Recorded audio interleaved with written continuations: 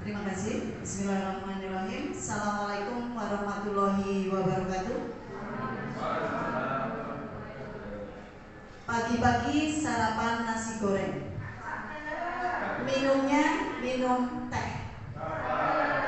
Selamat pagi Ibu Bapak semua. Semoga selalu dalam keadaan bahagia dan soleh-soleha.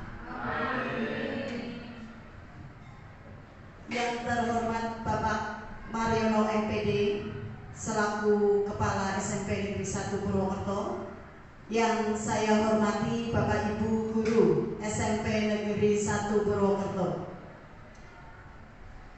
Pertama-tama ucapan syukur selalu kita panjatkan kehadiran Allah Subhanahu wa Ta'ala yang telah melimpahkan berkah hidayah serta inayah serta rizki yang melimpah, sehingga hari ini kita bisa berkumpul di tempat ini dan bertatap muka dalam acara diseminasi budaya positif CGP Angkatan 7 Kabupaten Banyumas. Saya Umi Waryanti. Tidak lupa salam serta sholawat selalu kita curahkan kepada Nabi Muhammad Sallallahu Alaihi Wasallam. Semoga kita selalu dalam lindungan dan selalu menjadi umatnya yang dalam penerangan sampai yaumul akhir nanti. Bapak Ibu yang kami hormati, untuk diseminasi kali ini yaitu tentang budaya positif. Apa itu budaya positif? Bapak Ibu, sebelumnya saya sampaikan tentang tujuan pembelajaran khusus tentang diseminasi ini, yaitu yang pertama dapat menjelaskan makna apa itu disiplin positif dan mengamati penerapannya di lingkungannya serta kaitan teori tentang disiplin positif serta 3 dimotivasi perilaku manusia. Yang kedua adalah menjelaskan pentingnya memilih dan menentukan nilai-nilai kebajikan yang akan diyakini dan disepakati seluruh warga sekolah sehingga kelak tercipta sebuah budaya positif. Sedangkan yang ketiga adalah dapat melakukan pengamatan dan peninjauan atas praktik penerapan konsep-konsep tersebut di lingkungan kita sendiri. Bapak Ibu yang kami hormati, untuk klasifikasi yang ada di sini tentang disiplin positif yaitu ada 6. Yang pertama, disiplin positif dan nilai-nilai kebajikan universal. Kedua, teori motivasi, hukuman dan penghargaan, serta restitusi. Yang ketiga adalah keyakinan kelas. Yang keempat, kebutuhan dasar manusia dan dunia berkualitas. Yang kelima adalah restitusi pertama, yaitu 5 posisi kontrol. Sedangkan yang keenam adalah restitusi yang kedua, yaitu tentang segitiga restitusi. Bapak Ibu, untuk disiplin positif yang pertama yaitu tentang nilai-nilai kebajikan universal. Di sini dalam budaya kita makna kata disiplin dimaknai menjadi sesuatu yang dilakukan seseorang pada orang lain untuk mendapatkan kepatuhan. Kita cenderung menghubungkan kata disiplin dengan ketidaknyamanan. Ya, sementara kita tahu seperti apa kondisi nyata di sekolah kita dengan siswa-siswi kita yang mereka anggap bahwa disiplin itu membuat mereka tidak nyaman.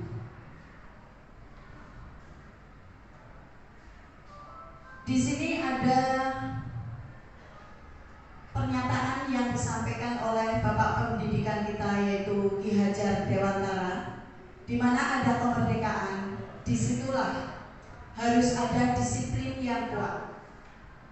Sesungguhnya disiplin itu bersifat self-disiplin, yaitu kita sendiri yang mewajibkan kita dengan sekeras-kerasnya, tetapi itu sama saja. Sebab jika kalau kita tidak cakap melakukan self-disiplin, wajiblah penguasa lain mendisiplinkan kita sendiri.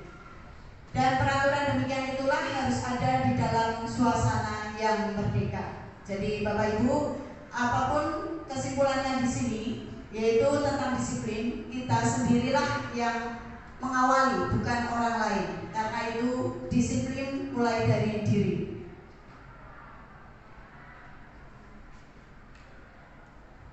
Untuk yang berikutnya adalah tentang definisi merdeka. Apa makna definisi merdeka tersebut? Di sini Ki Hajar masih menyampaikan teorinya bahwa merdeka itu artinya tidak hanya terlepas dari perintah. Jadi nggak harus dari perintah itu, namun kita juga harus cakap memerintah diri sendiri. Bukan dari orang lain kita diperintah, tapi dari diri sendiri kita lah kita harus diperintah. Itu makna dari merdeka. Ada kata lain yang disampaikan di sini bahwa seseorang yang memiliki disiplin diri berarti mereka bisa bertanggung jawab dengan apa yang dilakukannya, karena mereka mendasarkan tindakan mereka pada nilai-nilai kebajikan yang universal. Dalam hal ini Ki Hajar menyampaikan lagi bahwa pertanggungjawaban itulah sebagai menjadi sisihannya hak atau kewajiban dari seseorang yang memegang kekuasaan ataupun pimpinan pada umumnya. Adapun artinya tidak lain, ialah orang tadi harus mempertanggungjawabkan dirinya sendiri untuk merdeka tersebut, serta tertibnya laku diri dari segala hal dan kewajibannya. Jadi kita harus mulai dari diri kembali untuk bisa merdeka dan bisa mempertanggungjawabkan diri sendiri dari disiplin itu. Jadi sebagai pendidik, tujuan kita adalah menciptakan. Peran kita sebagai pendidik adalah sekali lagi menciptakan anak-anak yang memiliki disiplin diri sehingga mereka bisa berperilaku dengan mengacu pada nilai-nilai kebajikan yang universal dan memiliki motivasi intrinsik. Jadi mulainya dari diri, bukan dari ekstrinsik atau karena orang lain mereka melakukan disiplin positif. Kemudian apa yang membuat mereka melaksanakan disiplin itu? Kita menyampaikan di sini ada teori motivasi, ada hukuman dan penghargaan serta restitusi.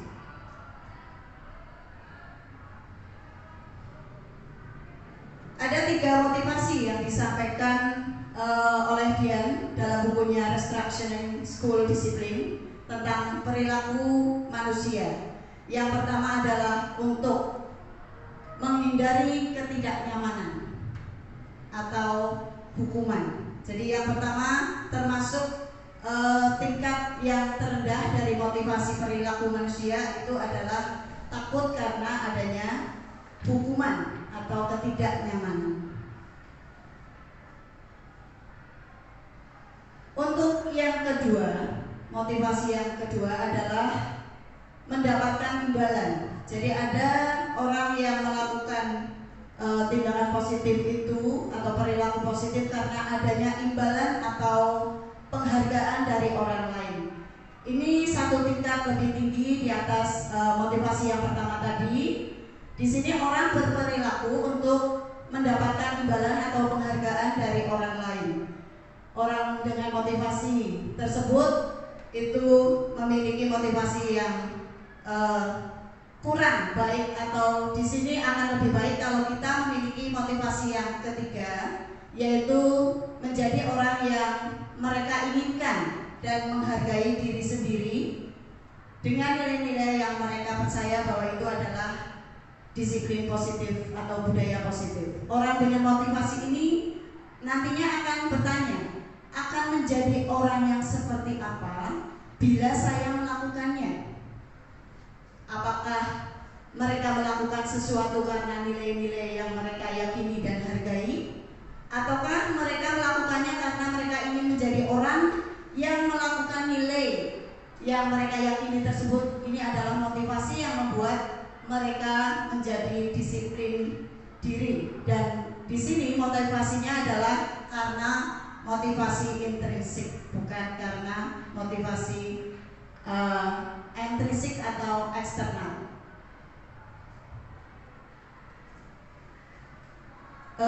Bapak Ibu, bagaimana dengan hukuman? konsekuensi dan restitusi yang bisa kita terapkan dengan siswa-siswi kita. Untuk mengetahui tentang hukuman, restitusi, dan motivasi atau konsekuensinya, di sini ada penjelasan apakah identitasnya akan menjadi gagal ataukah akan sukses. Karena di sini akan berpengaruh besar terhadap apa yang akan kita terapkan dengan siswa-siswi kita. Apabila kita mengikuti hukuman, maka di situ ada beberapa teori yang akan kita laksanakan dan bisa dilihat efek ataupun apa yang kita terapkan kepada siswa-siswi itu akan berhasil ataupun tidak. Untuk hukuman di sini cenderung kalau yang namanya hukuman itu adalah membuat sesuatu yang menyakitkan.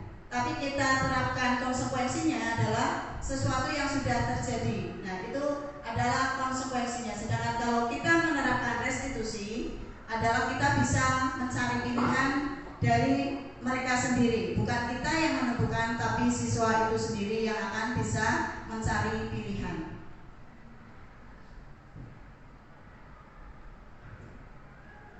Untuk peraturan itu sendiri, di dalam hukuman biasanya kita menerapkan ada istilah kamu harus.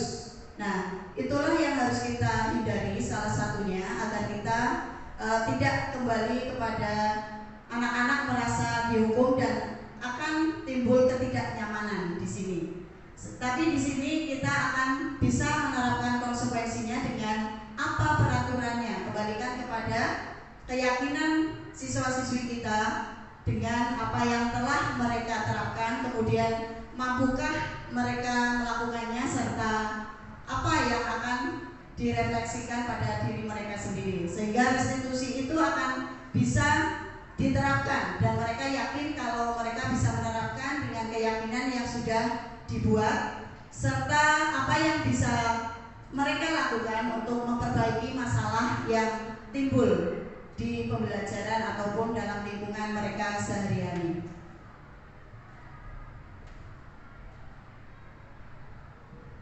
Ya, Bapak Ibu, ini untuk identitas, hukuman dan konsekuensi serta restitusi. Jadi kalau hukuman, murid atau siswa kita itu akan belajar untuk menyembunyikan kesalahan. Karena hukuman cenderung membuat mereka itu mengalihkan sesuatu agar mereka itu selamat. Jadi kita lihat untuk apa efek kalau terjadinya adanya konsekuensi. Jadi murid atau anak itu akan belajar untuk bisa taat terhadap keyakinan yang telah mereka buat. Sedangkan restitusi itu membuat anak itu berlatih untuk kritis.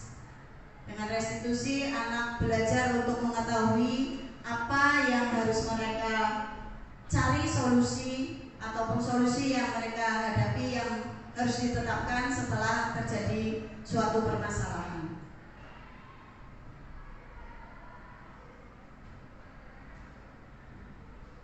Kami munculkan salah satu video yang kami buat.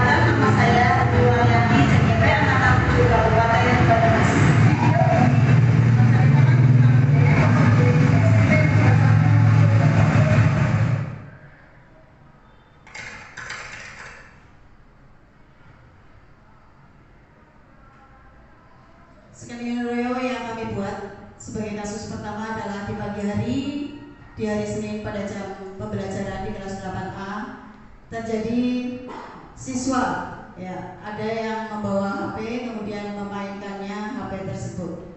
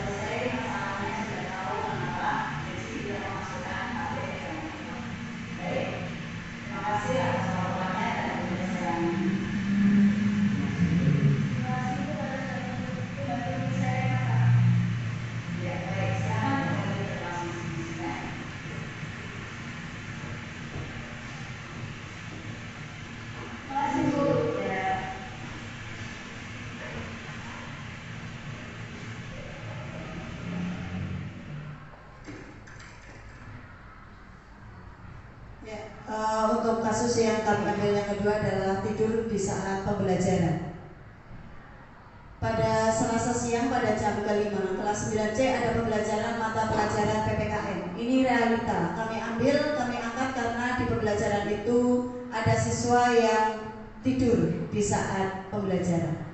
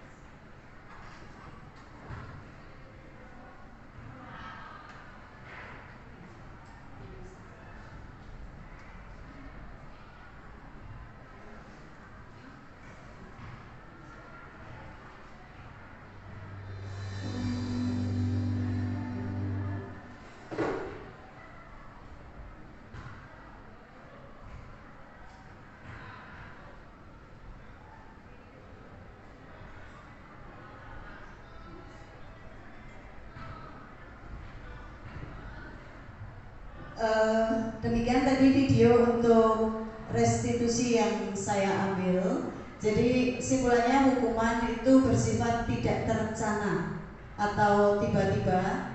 Anak atau murid tidak tahu apa yang akan terjadi dan tidak dilibatkan. Namun di sini hukuman itu bersifat satu arah, ya Bapak Ibu. Dari pihak guru yang memberikan dan murid hanya menerima suatu hukuman tanpa melalui suatu kesepakatan ataupun pengarahan dari pihak guru dari sebelum dan sesudahnya. Sedangkan hukuman itu diberikan bisa berupa fisik ataupun psikis terhadap murid. Tapi di restitusi yang tadi kita lihat dalam video, kita mencoba untuk melihat apa yang terjadi sebenarnya dengan siswa-siswi tersebut, dan mereka sendirilah yang akan mengambil tindakan untuk saling melengkapi. Disiplin dalam bentuk konsekuensi sudah terencana atau sudah disepakati dan sudah dibahas serta disetujui oleh murid dan guru. Umumnya bentuk-bentuk konsekuensi dibuat oleh pihak guru atau sekolah, sedangkan murid sudah mengetahui sebelumnya konsekuensi yang akan diterima bila ada pelanggaran.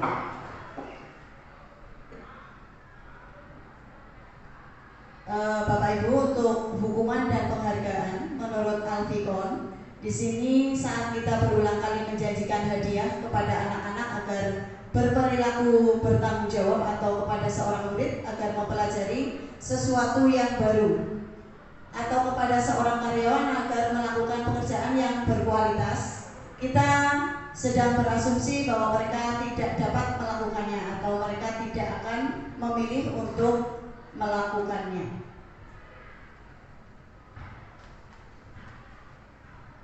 KON mengemukakan beberapa pernyataan dari hasil pengamatannya bahwa selama ini tentang tindakan memberikan penghargaan yang nilainya sama dengan menghukum seseorang.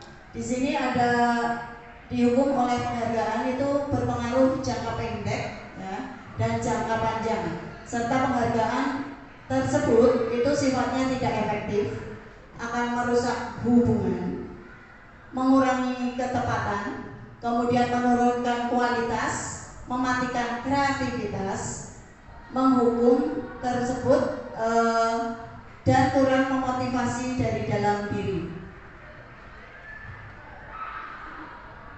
Bapak Ibu, untuk restitusi yang di sini diambil yaitu untuk menanamkan cara, atau di sini sebuah cara untuk menanamkan disiplin positif pada murid seperti yang tadi dilihat dalam video, bahwa restitusi merupakan proses menciptakan kondisi bagi murid untuk memperbaiki kesalahan tersebut sehingga mereka bisa kembali pada kelompok mereka dengan karakter yang lebih kuat. Itu disampaikan oleh Gessen. Sedangkan yang kedua, Gessen juga menyampaikan bahwa restitusi adalah proses kolaboratif yang mengajarkan murid untuk mencari solusi untuk masalah dan membantu murid berpikir tentang orang seperti apa yang mereka inginkan dan bagaimana mereka harus memperbaiki diri. Sedangkan yang ketiga adalah membantu murid menjadi lebih memiliki tujuan disiplin positif dan memulihkan dirinya setelah berbuat salah. Jadi penekanannya bukanlah pada bagaimana berperilaku untuk menyenangkan orang lain atau menghindari ketidaknyamanan, namun tujuannya adalah menjadi orang yang menghargai nilai kebajikan pada yang mereka percaya. Adapun ciri-ciri restitusi, yang pertama adalah bukan untuk menebus kesalahan, namun untuk belajar dari kesalahan. Yang kedua, restitusi itu memperbaiki hubungan. Jadi jelas tadi disampaikan di situ bahwa di video tadi mereka kembali kepada yang mereka yakini, kemudian mereka kembali belajar tentang kesalahan yang mereka perbuat dan mereka membuat hubungan mereka kembali kepada yang mereka percaya bahwa itu baik. Yang ketiga adalah restitusi sebagai tawaran, bukan paksaan. Jadi tadi disampaikan kalau mereka ditawarkan apa yang akan mereka lakukan bila mereka ingin memperbaiki diri dan tidak melakukan kesalahan kembali. Yang keempat adalah restitusi menuntun untuk melihat ke dalam diri. Jadi diri mereka, salah mereka sendiri, mereka harus kembali melihat diri. Kenapa salah? Kenapa mereka harus memperbaiki kesalahan itu? Sedangkan yang kelima adalah restitusi mencari kebutuhan dasar yang mendasari tindakan. Untuk ciri yang keenam adalah restitusi adalah cara yang paling baik di sini. Seperti kita tahu, kita pelajari di sini restitusi masih hal yang terbaik yang kita pahami. Kemudian yang ketujuh, restitusi tersebut fokus pada karakter, bukan tindakan. Jadi bagaimana kita menerapkan karakter pada diri siswa tersebut. Kemudian restitusi adalah menguatkan, bukan melemahkan, tapi kita menguatkan diri karakter siswa agar lebih baik setiap harinya. Kemudian yang ke-9 adalah restitusi fokus pada solusi. Ya, kita kembalikan kepada siswa untuk mencari solusi. Serta yang 10 adalah mengembalikan murid yang berbuat salah pada kelompoknya. Mereka kembalikan dengan situasi yang sudah lebih nyaman. Untuk yang keyakinan kelas, Bapak Ibu, keyakinan kelas itu kami ambil beberapa hal di sini. Mengapa keyakinan kelas tersebut perlu? mengapa tidak peraturan kelas, Bapak Ibu? Di sini nilai-nilai keselamatan atau kesehatan yang kita sebut ya sebagai suatu keyakinan, misalnya kita ingin mengambil suatu keselamatan dan kesehatan. Seperti untuk kesehatan kita menjaga prokes. Nah, kita punya keyakinan bahwa kesehatan itulah menjadi kesepakatan yang tersirat maupun yang tersurat. Kemudian nilai kebajikan menekankan pada keyakinan seseorang akan lebih memotivasi diri dari dalam, bukan karena orang lain, atau yang kita sebut dengan motivasi intrinsik bukan karena ekstrinsik, internal bukan karena eksternal. Untuk pembentukan keyakinan sekolah atau kelas, kita melalui beberapa tahap di sini. Kita lihat dulu, yang pertama adalah keyakinan kelas itu bersifat abstrak, Bapak Ibu. Abstrak daripada peraturan, ya, daripada peraturan yang biasa dan dulu pernah kita terapkan. Dan di sini lebih rinci serta konkret adanya. Untuk yang kedua adalah keyakinan kelas berupa pernyataan-pernyataan universal. Jadi semuanya bisa menerima dengan pernyataan tersebut. Kemudian yang ketiga, pernyataan keyakinan kelas senantiasa dibuat dalam bentuk positif. Kalimatnya positif. Kita cenderung untuk meminimalisir untuk kata negatif. Jadi positiflah kalimat yang kita buat. Sedangkan yang keempat adalah keyakinan kelas sebenarnya tidak terlalu banyak sehingga mudah diingat dan dipahami oleh semua warga kelas. Yang kelima, keyakinan kelas sebaiknya sesuatu yang dapat diterapkan di lingkungan tersebut. Sedangkan yang keenam, semua warga kelas sebenarnya ikut berkontribusi dalam pembuatan keyakinan kelas lewat kegiatan yang kita anggap sebagai curah pendapat.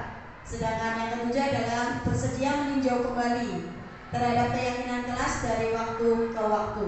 Di situ tentu kita ada refleksi-refleksi yang terjadi terhadap keyakinan kelas yang telah kita buat.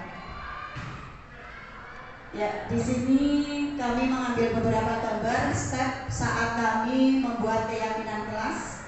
Yang pertama, siswa menuliskan keyakinan yang akan disepakati untuk kelas mereka. Kebetulan ini adalah kelas 7D yang saya ambil.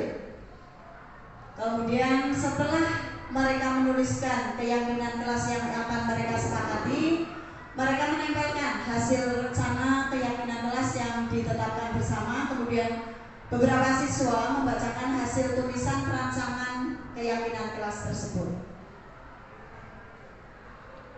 Setelah tersebut tadi menempelkan, yaitu kita atau kami telah berdiskusi antar teman sebelum memutuskan keyakinan kelas yang akan ditetapkan untuk warga kelas 7D tersebut. Bapak Ibu, untuk yang berikutnya adalah tentang kebutuhan dasar manusia dan dunia yang berkualitas.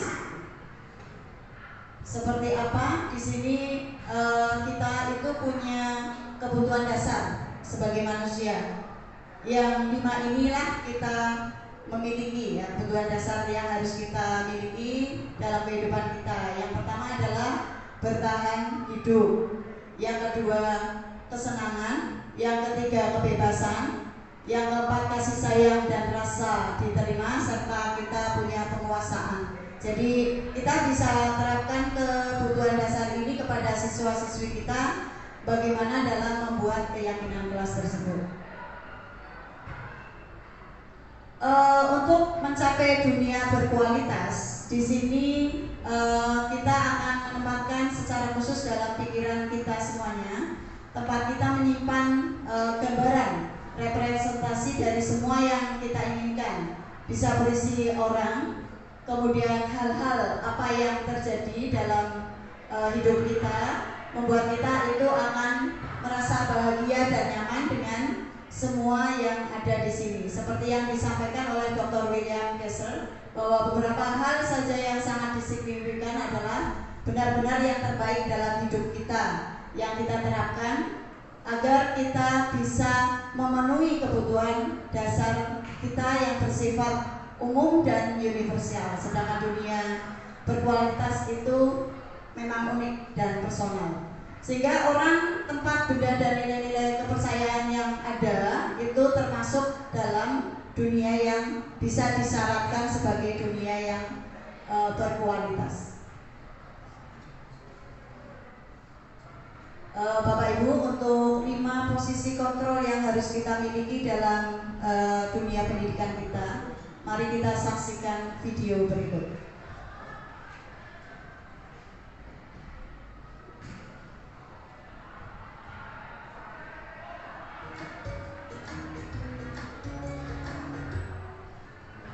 Salam bahagia Ibu dan Bapak Guru hebat. Dalam penerapan disiplin positif restitusi, salah satu program yang dikembangkan adalah 5 posisi kontrol. 5 posisi kontrol dalam restitusi adalah proses perjalanan seorang pendidik agar dapat mengenali dirinya. Pada video kali ini, kita akan membahas tentang 5 posisi kontrol yang dikembangkan oleh Diane Grosser dan contoh penerapannya.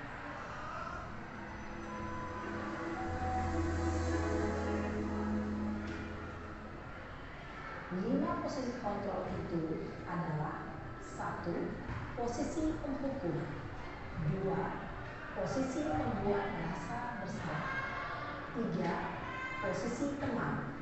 4. Posisi pemantau atau monitor. Dan 5. Posisi manajer.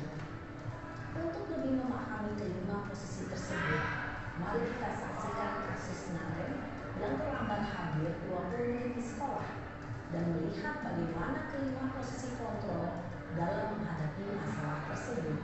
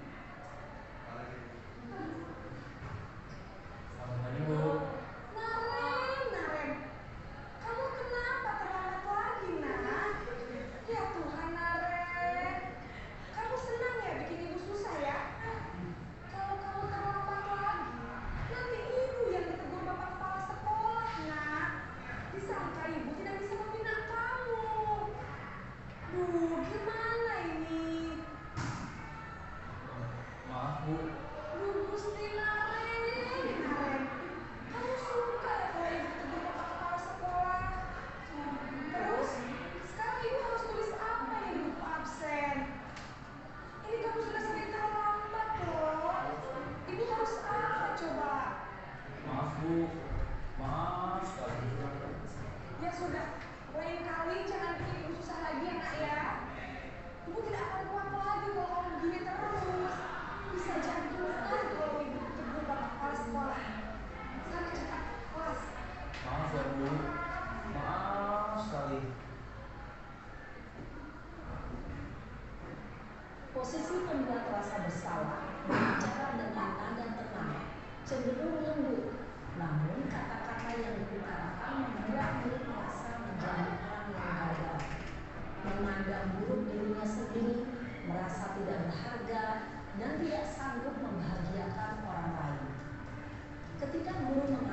posisi pembuat rasa bersalah, murid akan menganggap dirinya yang bersalah dan ia akan menyimpan emosi negatif tersebut di dalam dirinya.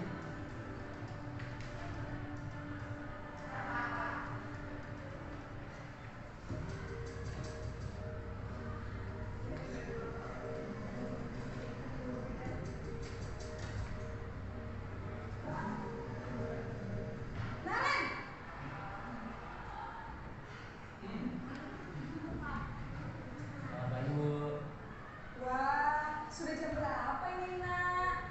Terlambat lagi ya, sayang? Iya Bu, habis ibu saya lupa bangunkan saya Bu. Kamu malah menyalahkan ibu kamu. Kamu bukannya anak yang larinya paling kencang. Kok terlambat sih? Iya Bu, saya memang terlambat bangun tadi. Jadi biarpun saya lari kencang, tetap gak kekejar Bu. Ya sudah sana. Nanti lain kali larinya lebih kencang lagi ya. Biar gak terlambat lagi. Bikin surat ibu demi ibu. Bisa kan? Bisa lah Bu. Ya sudah sana jelas. Ibu beresin urusan absen kamu. Kamu ini ada-ada saja. Dalam posisi tenang, guru berbicara dengan nada suara rendah, cenderung bersendah gurau untuk menjaga suasana tetap santai. Murid akan merasa senang, aman, dan akrab dengan guru. Identitas yang tercipta adalah identitas sukses atau berhasil. Namun, perlu diingat, karena ini masih dorongan eksternal, maka ada faktor ketergantungan dari murid kepada orang tertentu. Di sini guru absennya, sehingga melalui waktu murid bisa berperilaku baik, namun hanya kepada orang-orang tertentu saja.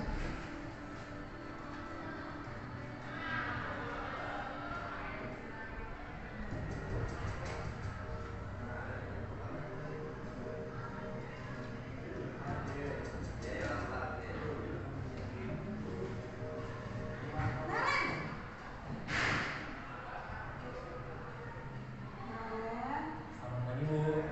Naren, apa peraturan sekolah kita tentang jam berapa kita harus masuk sekolahnya? Kita di sekolah dulu. Iya betul, sekarang sudah jam 7.20.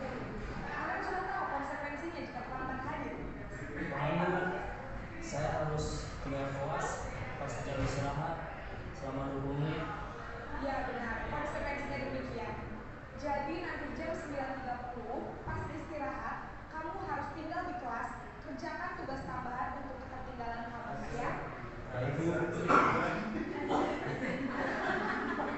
Posisi pemantau mengandalkan penghitungan atau data untuk mengontrol murid.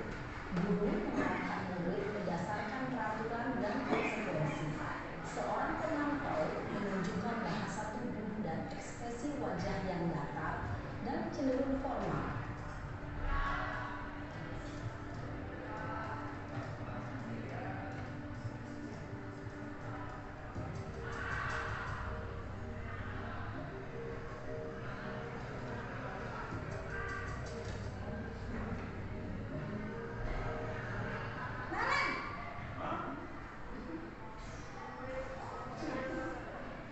Selamat pagi Bu. Selamat pagi Naren. Maaf Bu, saya terlambat. Iya, sekolah masuknya jam 7, sekarang sudah jam 7.20. Jadi sekarang bagaimana ini Naren? Maaf Bu, saya lupa setel alarm saya semalam. Baiklah, menurut kamu, keyakinan sekolah yang mana yang perlu kamu tingkatkan? Menghargai diri sendiri dan orang lain mungkin ya Bu. Setuju. Jadi, apakah Naren meyakini prinsip saling menghormati tersebut? Iya Bu, saya meyakininya. Apakah Naren bersedia memperbaiki masalah keterlambatan ini? Bersedia Bu. Bagaimana kamu akan perbaiki masalah keterlambatan ini? Saya akan coba untuk tidak lupa menyetel alarm saya Bu. Baik, kalau Naren lupa menyetel alarm di rumah, ada orang yang kira-kira bisa bantu mengingatkan tidak? Ada Bu, kakak saya, Kak Emma. Ada lagi selain KM? Selain Kak Emma, ada ibu saya. Baik, jadi yang menginginkan Aren adalah Kak Emma dan Ibu Nadia. Kira-kira akan mulai start alarm kapan, Aren? Setelah pulang sekolah, akan segera saya lakukan. Baik, jadi Aren akan setel alarm untuk bangun besok pagi dan akan diingatkan oleh kakak dan ibu dan ayah. Ada lagi yang ingin perlu diingatkan? Agar tidak terlambat baru lagi. Tidak ada, Bu. Baik, Aren. Terima kasih untuk kerjasama kamu. Sekarang kamu perlu kembali ke kelas untuk belajar. Baik, Bu. Terima kasih. Posisi manajer adalah posisi kontrol yang disarankan untuk membimbing murid memiliki sikap disiplin yang positif, yaitu murid yang mandiri, bertanggung jawab, dan dapat memecahkan masalah. Tujuan dari posisi ini adalah agar murid dapat berefleksi atas tindakannya. Guru akan dengan tulus memberikan pertanyaan-pertanyaan bermakna, sehingga membuat murid dapat belajar dari kesalahannya dan mencari sebuah solusi untuk menyelesaikannya. Ibu dan Bapak guru hebat, setelah mengamati adegan kelima posisi kontrol tadi, kira-kira posisi mana yang paling ideal? Posisi mana yang dapat menunjang motivasi intrinsik murid? Ya, tentu posisi manajer. Posisi ini memang posisi ideal yang ingin dituju setiap pendidik. Pada posisi inilah, guru dapat menerapkan disiplin positif yang berpihak pada murid, yang memerdekakan murid. Perjalanan seorang pendidik tentunya tidak mudah untuk sampai pada posisi seorang manajer. Namun, tujuan kita pasti, yaitu menciptakan murid-murid yang mandiri, merdeka, dan bertanggung jawab. Semoga penggambaran 5 posisi kontrol yang telah diperlihatkan ini dapat menjadi ajang refleksi bagi kita semua, agar dapat terus mengasah dan menerapkan disiplin positif yang memerdekakan murid. Mari terus berlatih dan bersemangat. Selamat menerapkan. Salam dan bahagia, Ibu dan Bapak guru hebat.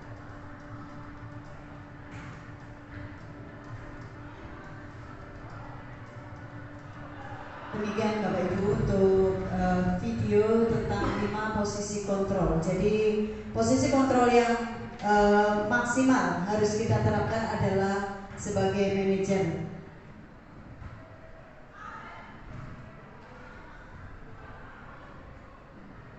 Ya, untuk posisi kontrol sebagai manajer kita akan memiliki tujuan agar siswa itu bisa mandiri dan bertanggung jawab, Bapak Ibu.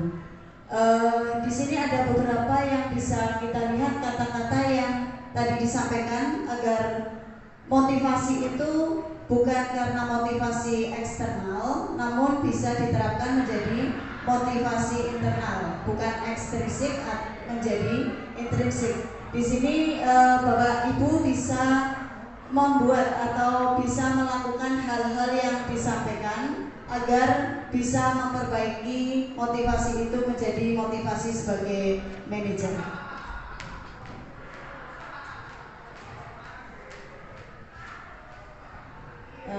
Bapak Ibu, keterkaitan tadi dengan posisi 5 posisi kontrol tersebut, yaitu di akhir adalah tentang segitiga restitusi yang tadi disampaikan harus kita terapkan seluruhnya agar apa yang kita terapkan dalam disiplin positif itu dapat berhasil.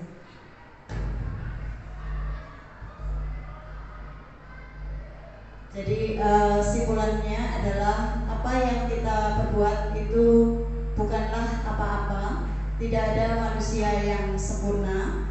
Kemudian juga semua orang itu pernah melakukan kesalahan dan manusia itu bisa menstabilkan identitas itu dengan cara bisa menyelesaikan sendiri masalah ataupun konflik yang timbul dalam diri. Kemudian di sini kita memiliki hak ya atas penemuan motivasi intrinsiknya. Itulah sebagai menstabilkan identitas. Kemudian untuk yang kedua adalah validasi tindakan. Di sini dapat kita pakai kalimat-kalimat seperti yang ada di sini adalah seperti dicontohkan, padahal kamu bisa melakukan yang lebih buruk dari ini ya.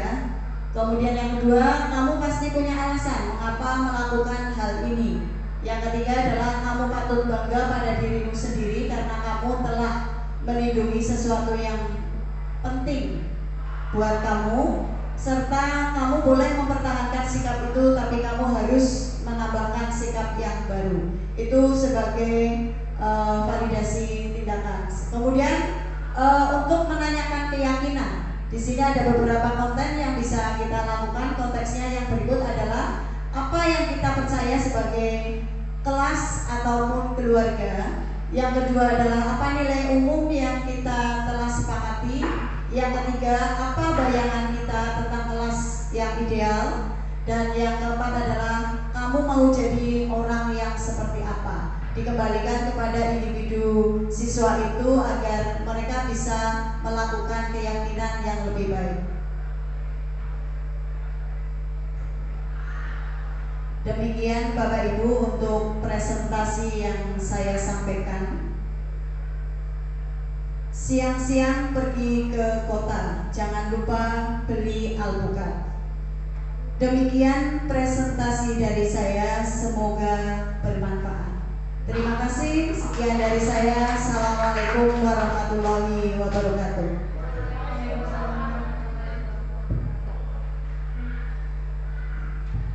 Terima kasih kepada Ibu Umi Wariati MPD yang telah menyampaikan presentasi tentang budaya positif yang sangat luar biasa. Untuk selanjutnya yaitu sesi tanya jawab kepada Bapak Ibu guru yang ada di ruangan ini. Silakan jika ada yang ingin bertanya bisa angkat tangan terlebih dahulu.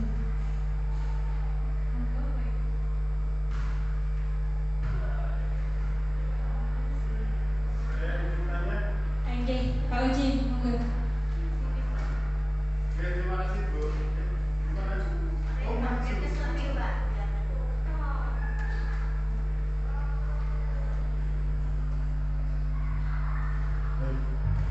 Terima kasih Bu atas paparannya. Kami melihat untuk paparan ini baik sekali, terutama untuk dampaknya bagi kami, kemudian bagi anak-anak sekalian. Nah, yang kepengen kami tanyakan, bagaimana kami bisa menerapkan ini sebagai modal kami atau sebagai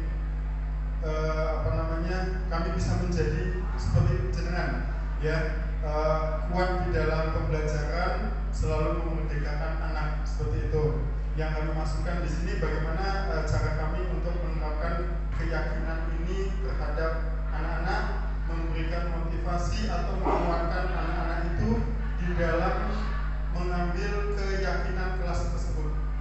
Begitu. Terima kasih. Baik Pak Uji. Untuk penanya kedua silakan. Monggo Bu, maju ke depan.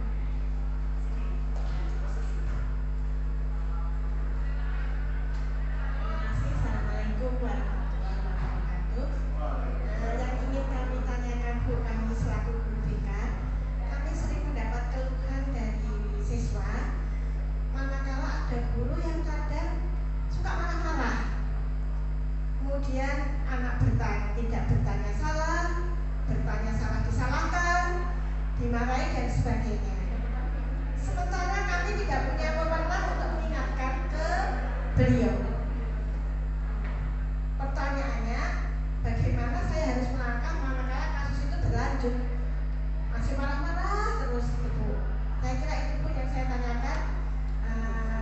Intinya kami tidak punya wewenang untuk mengingatkan. Kami harus kemana? Wassalamualaikum warahmatullahi wabarakatuh.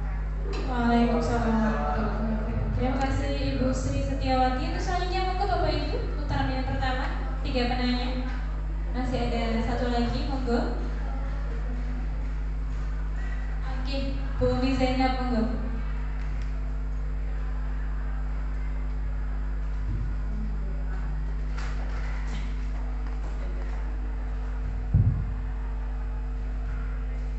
Terima kasih atas kesempatannya. Ini saya mendapat pencerahan luar biasa dari Ibu Wilayati tentang disiplin positif atau budaya positif sama saja Ibu.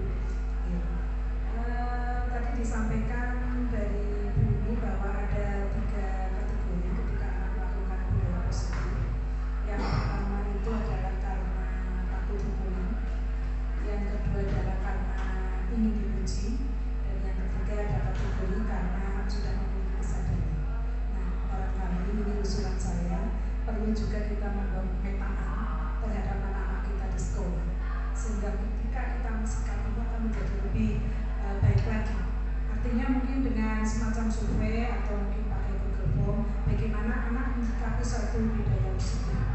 Apakah anak-anak kita masih pada tingkatan karena takut mendapat hukuman?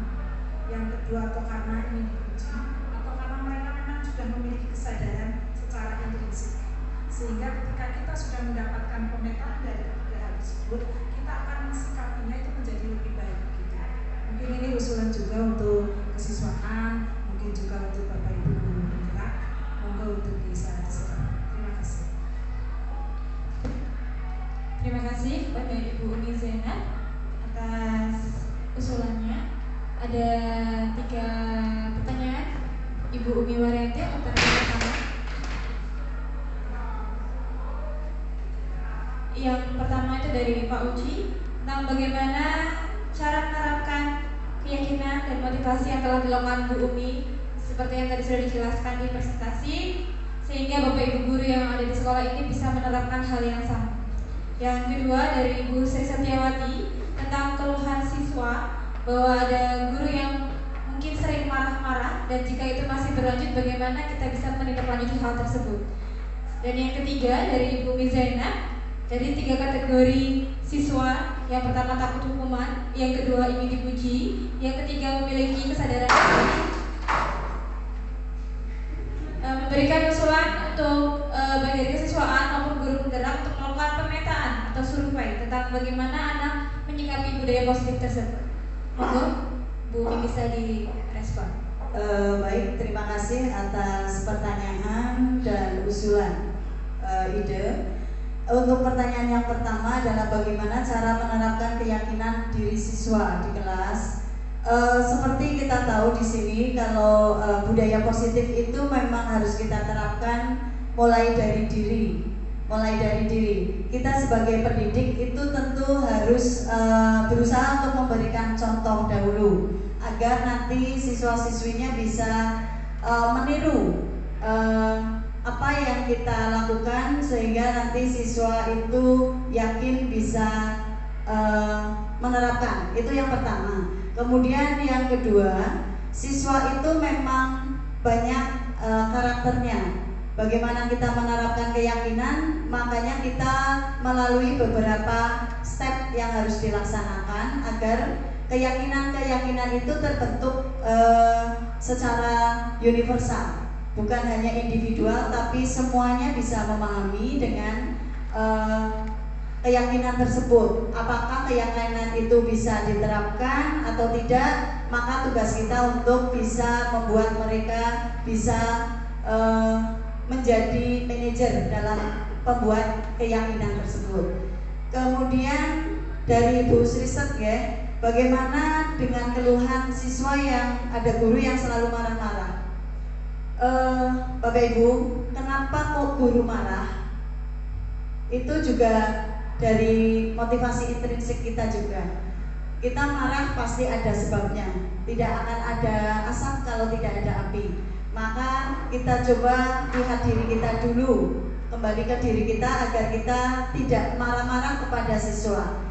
Jangan kita mencoba untuk melihat lagi kepada siswa yang memang berbeda-beda, karakter siswa yang berbeda-beda, dan arahkan kepada siswa agar siswa itu bisa memahami karakter guru juga. Karena guru juga ada yang bukan galak tapi keras. Galak dengan keras itu berbeda. Maka kita harus mencoba untuk terus memahamkan keduanya, baik dari unsur guru maupun dari unsur siswa, agar sama-sama menyadari dari diri kita sendirilah semuanya berawal, seperti itu. Kemudian dari Ibu Umi Zainab, terima kasih Ibu Umi yang telah memberikan usulan yang nantinya mungkin akan diterapkan kepada sekolah kita agar sekolah kita itu bisa menerapkan dan membuat kategori mana yang ingin mereka terapkan dalam budaya positif ini. Terima kasih, demikian.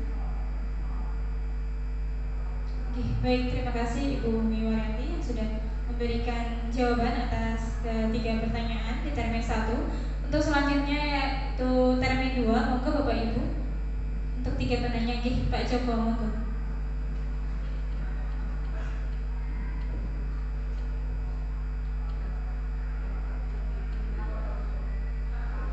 Assalamualaikum warahmatullahi wabarakatuh. Sangat menarik sekali Bapak Ibu. Ini sudah ada keterkaitan dengan guru. Untuk yang pertama saya menanggapi sedikit tentang guru marah. Sebenarnya ada kalanya juga saya sampaikan kepada anak bahwa guru di sekolah adalah pengganti orang tua yang kadang mungkin senyum, kadang mungkin memberi saran dan lain sebagainya, dan kadang juga mungkin marah. Sehingga saya sampaikan kepada anak, kalau guru marah itu kamu menanggapinya yang positif, karena guru sebagai orang tuamu di sekolah. Kemudian yang kedua juga guru yang berani marah. Ini maaf saja, ini diantaranya juga guru yang biasanya menguasai materi. Kalau yang guru tidak menguasai materi, dia untuk luluh-luluh, menurut saya luluh-luluh ya, apa ya kata luluh lainnya ya, ya luluh-luluh saja lah bahasa Jawanya ya, atau mungkin marah dia tidak ya menegur anak dan lain sebagainya itu. Kemudian termasuk siswa yang terlambat pun saya masih ada sisi positifnya gitu. Karena di tempat kita ini ada siswa yang sama sekali tidak mau berangkat. Nah ini yang saya prihatin adalah di situ. Bahkan sampai guru datang ke rumahnya pun dia tidak mau menemui. Nah ini mungkin yang inti saya bicara di sini adalah bagaimana atau solusinya bagaimana untuk siswa yang seperti ini. Padahal nanti pada saat mau semesteran atau sumatif ya, dia berani datang. Nah ini yang menjadi tantangan kita semua. Monggo kita diskusikan bersama siswa yang seperti ini yang bagaimana. Terima kasih. Assalamualaikum warahmatullahi wabarakatuh. Pak Joko atas pertanyaannya. Untuk selanjutnya tadi Pak Kusni. Monggo.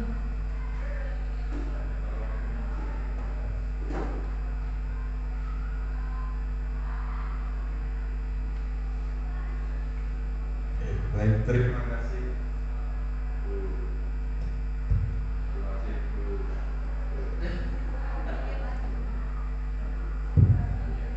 Terima kasih Bu Umi dan Bu Hafsah. Terkait dengan ini, simpulan saya yang paling penting adalah bagaimana untuk membeli filsafat. Artinya bahwa guru adalah orang yang memang harus melayani. Namun kesabaran tersebut tentu saja harus juga dibangun kepada anak-anak yang pada prinsipnya adalah berpikir positif kepada orang lain. Jadi kalau baik antara kita dengan siswa atau mungkin antara kita juga, itu kan sebenarnya kata kuncinya adalah berpikir positif. Nah, terkait dengan hal itu mungkin kira-kira bagaimana triknya agar kami bisa membangun pikiran kami agar tetap positif gitu kepada orang lain. Terima kasih. Baik Pak Gus, pertanyaannya monggo. Boleh? Monggo. Situ aja nggak monggo hasil.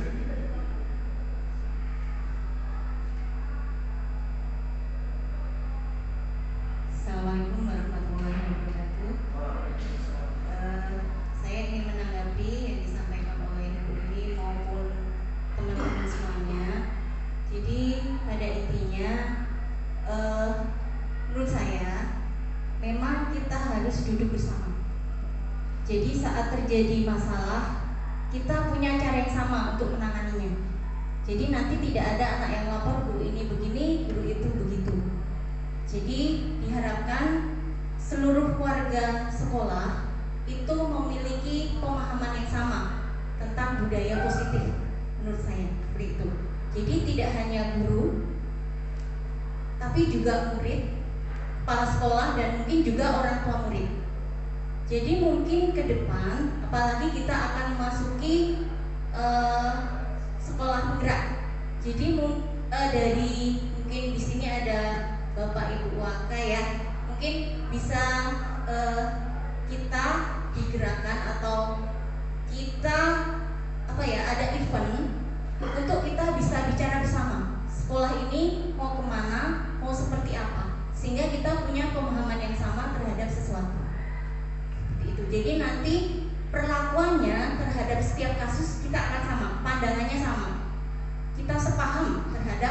berbagai hal yang ada di sekolah ini. Salah satunya nanti mungkin hari Jumat depan kita mengundang Bapak Ibu Guru semua untuk membicarakan hal itu sebagai langkah awal kita. Begitu. Terima kasih. Oke, baik, terima kasih Bu Hafsa atas usulannya juga. Ada 3 Ibu untuk termen kedua dari Pak Joko, bahwa guru adalah orang tua di sekolah, dan juga bagaimana menyikapi siswa yang tidak mau berangkat sekolah tapi berangkat ketika ada pelaksanaan penilaian akhir saja. Dari Bapak Kuswanto, bagaimana membangun pikiran positif terhadap orang lain, dan dari Ibu Hafsa, pemahaman budaya positif itu harus diperlukan oleh seluruh warga sekolah, baik guru, kepala sekolah, murid, bahkan orang tua. Dan untuk diadakan event pembicaraan bersama supaya semua memiliki pemahaman yang sama tentang budaya positif itu sendiri. Monggo Bu Umi bisa direspon. Baik, terima kasih Mbak Santi. Untuk yang disampaikan oleh Pak Joko benar bahwasanya kita adalah orang tua kedua dari anak-anak kita yang jumlahnya sekian ratus, 700 sekian. Kita menyadari itu bahwa kita memang orang tua kedua bagi mereka, dan kita bersyukur juga punya anak-anak yang banyak karakternya, punya anak-anak yang jiwanya berbeda-beda, dan itu adalah tantangan bagi kita. Kita punya prinsip adalah kita bekerja dengan hati, kita belajar dengan hati, dan kita merdeka dengan hati. Maka bagaimana kita mencapai itu semuanya? Bapak Ibu, untuk yang siswa terlambat, memang kita harus mencari apa yang harus kita laksanakan di sini. Seperti yang tadi disampaikan oleh Bu Kapso, kita harus punya wahana atau saat di mana kita harus menyatukan paham agar anak-anak yang terlambat itu dan bahkan anak-anak yang tidak masuk sekolah, sehingga mereka itu jadi mau berangkat dan mau sekolah. Karena ada sinyalir beberapa anak kita itu memang terlambat sukanya, kemudian ada yang tidak masuk dan mereka masuk saat mau tes. Bagaimana itu solusinya? Mari kita duduk bersama, itu adalah solusi yang pertama. Kemudian kita buat apakah ada yang harus kita laksanakan dalam membuat kesepahaman itu agar tidak ada kesalahpahaman seperti yang terjadi di tempat lain mungkin ya, agar kita bisa menyatukan visi misi itu. Nanti kita akan lihat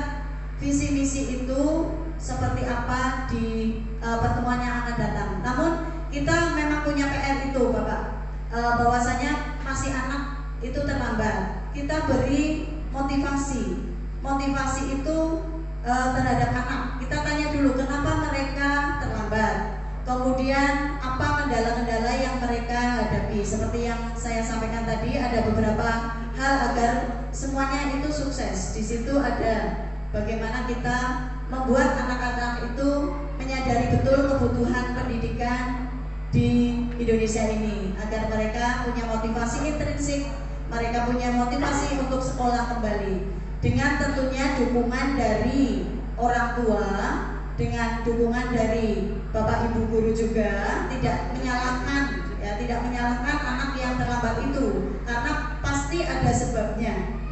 Dan juga anak-anak kita mungkin ada keterkaitan dengan masalah di kelas itu sendiri. Kita harus mencari sebabnya agar tahu solusinya. Nah, itu yang harus bisa ditelusuri dan dicari sebab dan solusinya. Kemudian yang dari Bapak Kuswanto, sabar. Ya, bagaimana sih kita untuk bisa sabar? Untuk bisa sabar memang itu pertanyaan kembali kepada diri kita, Pak. Bagaimana kita menyikapi sesuatu menjadi sabar?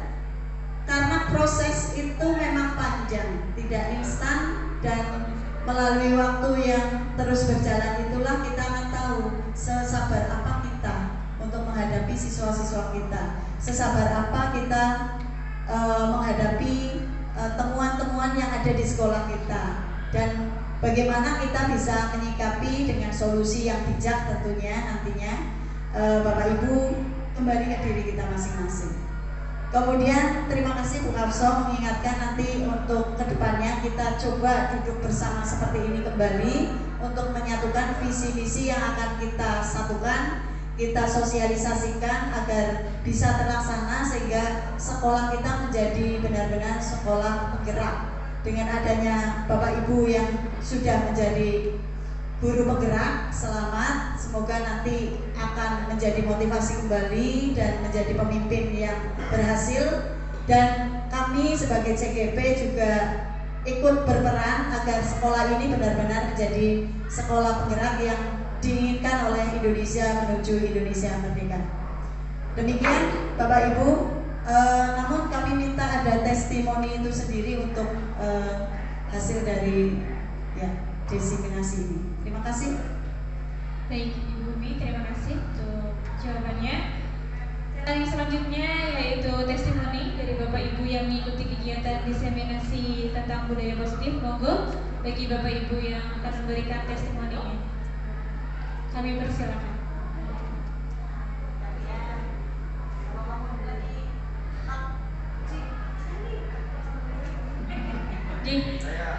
Pak Joko, monggo.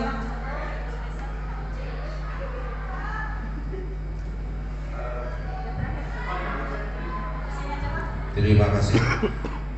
Dari sini cukup. Tadi apa yang disampaikan oleh Bu Mariati sangat jelas, apalagi tadi contohnya sangat konkret sekali bagaimana kita berhadapan dengan siswa dengan satu masalah saja dengan beberapa cara seperti itu. Mudah-mudahan ke depan saya dan teman-teman akan lebih bijak dalam berhadapan dengan siswa untuk menyelesaikan persoalan yang terjadi pada siswa. Itu saja. Terima kasih.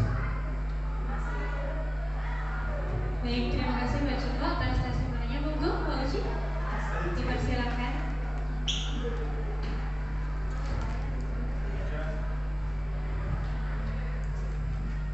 Terima kasih Bapak Ibu sekalian.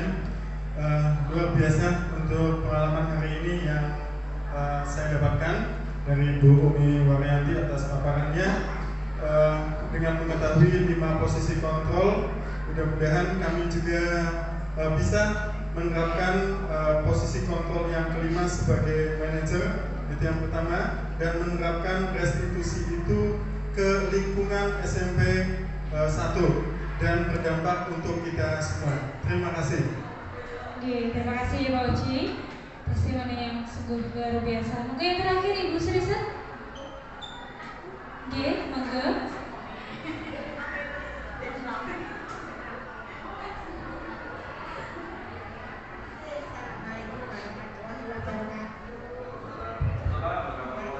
Yang pertama saya ada Bu Umi, tayangannya bagus, semuanya bagus. Terus yang kedua saya dapat pembelajaran yang indah juga. Yang pertama saya jadi harus sabar.